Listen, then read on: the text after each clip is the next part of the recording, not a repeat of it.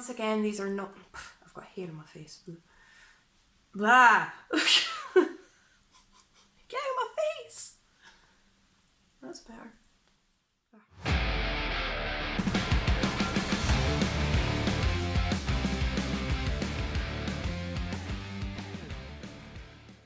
Hello, hi, how you doing? Welcome back to my channel. So I'm back with yet another New Metal Monday where I'm talking about my favourite new metal releases of the week, and it has been a huge week for releases this week. It's been absolutely unbelievable. Some absolutely massive names this week that have not disappointed in the slightest. It's been just, oh, I can't get enough of this. Each week just seems to be getting better and better, and my album of the year list is getting ridiculously long, so I think I'm going to have to start streamlining that, otherwise I'm in trouble at the end of the year. That's all I can say. I think there's about 47 albums on my list and I'm only doing a top 40, and it's only May, so I've got months to go, weeks to go of new releases. I'm in trouble. So I've got 5 albums for you this week, 2 of which are from the same band, so that's 4 bands, 5 different albums. Let's just get into it. Okay, so the first album that I've got on my list here is an album that I wrote a full review for on This Day in Metal, and I'll include the link in the description box below. So if you do want a more in-depth review where I break the album down track by track to talk about each song, give it a little click down below. I really appreciate your support. Go to our website, it's awesome. Go check it out. Thank you very much. And that's DevilDriver with Dealing with Demons Volume 2. And it's the band's 10th studio album. And this is just absolutely fantastic. I absolutely loved this record. This is actually the second part of a 2-part saga where Des Vifara is well, literally as the title says, dealing with his demons. And the first part of the saga, Dealing with Demons Volume 1, was released back in 2020. Now, personally speaking, in my opinion anyway, the whole Dealing with Demons saga, both albums from 2020 and the one that was released just back on Friday, is the strongest material that DevilDriver has released since 2007's The Last Kind Words, which is my all-time favourite DevilDriver album. I do like their albums in between The Last Kind Words and the Dealing with Demons saga. I just don't think they're as strong. There's some really good tracks in there, but the albums as a whole aren't as strong as The Last Kind of Words and the Dealing with Demons saga. But I digress, I will get on with talking about Volume 2. Now the record is really, really angry. It's an absolute rager, and it has all of that distinctive DevilDriver groove throughout as well, and it doesn't get boring. I often find that groove albums can get a bit repetitive and get a bit boring, but this one definitely doesn't do that, and I do talk about that in my full review for This Day in Metal. And even though it is quite an angry, raging album, it's also quite emotive in parts. You know, it's really catchy, it's really stomping, there's some thunderous drums, and the solos in this album are absolutely unbelievable. Favourite tracks from this record are Mantra, Nothing Lasts Forever, Summoning, Through the Depths, and If Blood is Life. Okay, so next up on my list here is another huge album that was highly anticipated, and it did not disappoint at all. And I'm going to be honest, I have had this on repeat over the weekend. I cannot get enough of this album, and that's Cattle Decapitation with Terrasite, and it's the 10th studio album released via Metal Blade Records. Now again, there is a full breakdown of the album on the This Day in Metal website, and I'll include the link for that in the description box below as well. This one wasn't written by me, it was written by my colleague Justin, so if you check out his material on the website, he is a new recruit and he's doing absolutely fantastic. And I believe he describes the vocals for Cattle Decapitation as goblin screams, which is very accurate, and it amused me greatly because it's true. It absolutely does sound like that, and it works. So check out the full review, breaking it down track by track on the This Day in Metal website below. Now these guys are tech death grindcore, but in this album in particular, there is a little bit of groove. There's a lot of catchy kind of moments in there as well. Now, I'm going to be honest, I can be quite hit and miss with Cattle Decapitation, but this album in particular, I absolutely adore. They've definitely hit the nail on the head with this. And Cattle Decapitation are one of those bands that are constantly pushing their own boundaries, and this album in particular is absolutely stellar.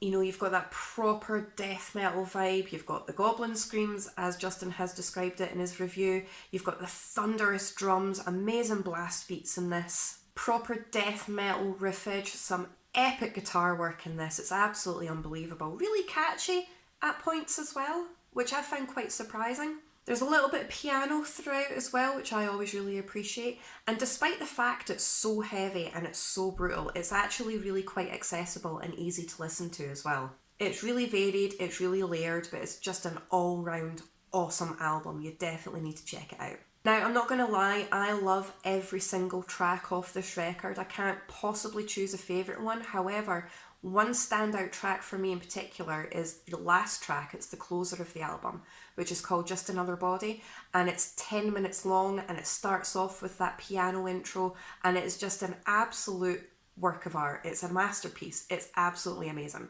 Okay, so next up on my list here is that 2-album band that I spoke about at the beginning of the video, and that's the Acacia strain with Failure Will Follow and Step Into the Light. Now, I wouldn't say this is a double album. Even though they've released 2, it's not a double album, it's 2 completely different albums, different lengths, different styles entirely, so I'm going to talk about each one individually. Now, they are described as like a deathcore, metalcore band, but they've kind of deviated away from that sound in one of the albums that they've just released. And that's the first one that I'm going to talk about. Okay, so I'm going to talk about Failure Will Follow to begin with, and that's this album artwork here. And the album artwork is absolutely beautiful. It's so artistic, and I absolutely adore this. And this record is an absolute hulking beast of a record. They've kind of taken a sludge doom metal kind of approach, and it's just really sludgy, and it's really heavy. A lot of doom elements in there as well. And it's just absolutely devastating. Now, there's only 3 tracks on this album, even though it's 38 minutes long. There's only 3 tracks, so each track is a really long, kind of sprawling, looming piece of art. And again, even though it's really devastating and it's really sprawling and really doomy and heavy and just absolutely epic, it's actually really easy to listen to. To be honest with you, I did get put off by the fact that it was 3 tracks long, but it was still 38 minutes long. But honestly, when you start listening to it, it doesn't feel like that at all. You get through it really quickly, actually. And I found that really surprising. It's just a really enjoyable listen. And their sister album, Step Into the Light, is completely opposite. It's 23 minutes long, but there's 10 tracks, so a lot of the tracks on this record are less than 2 minutes long, or around about the 2-minute mark. And again, they've taken a completely different approach. It's more, the style that they're known for, like the metalcore, deathcore, kind of hardcore kind of sound with a little bit of death metal in there as well. And it's just absolutely stunning. This record is just an absolute rager, and it gets your head going, and it's just really angry, and it's really mad, and it's beautiful. It's just really intense, and you've got a lot of the guttural screams in there as well, and mad guitars, and it's just the complete opposite to Failure Will Follow. So don't be put off by the fact that they're kind of classed as deathcore, metalcore, because I know I often get put off by stuff like that as well, but this is just amazing.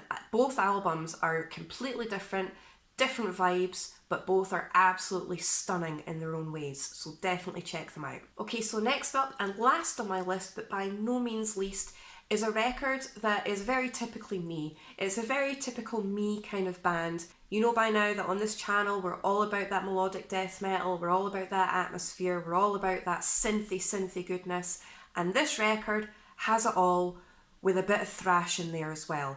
It's got a bit of everything. It's a bit of melodic death, it's a bit of progressive metal, it's a bit technical, there's a lot of thrash, there's synth in there, there's a bit of everything for everyone, and it works, it really works, and I was really surprised by this record. But anyway, I'll get on with it.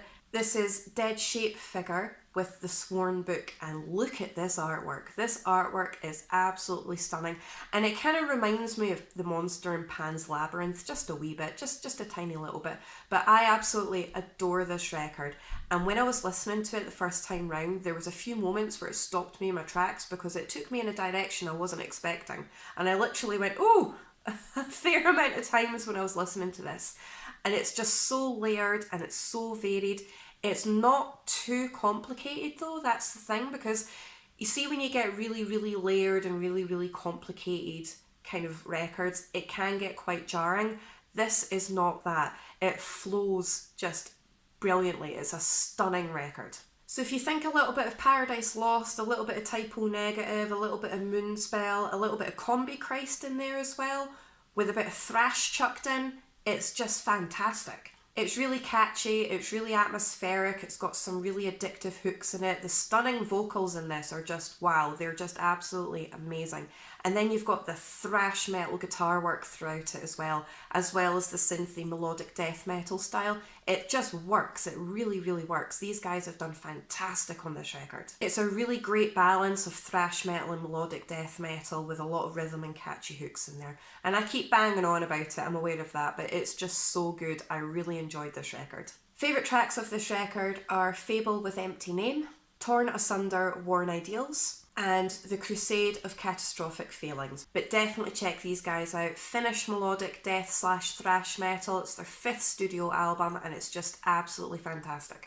Okay, so that's it. Quick as that for this week's New Metal Monday. If you can comment down below to let me know what you think of the records that I've spoken about in today's video, and let me know if there's anything that I've missed, any recommendations that you have, and I'll definitely get them added to my list.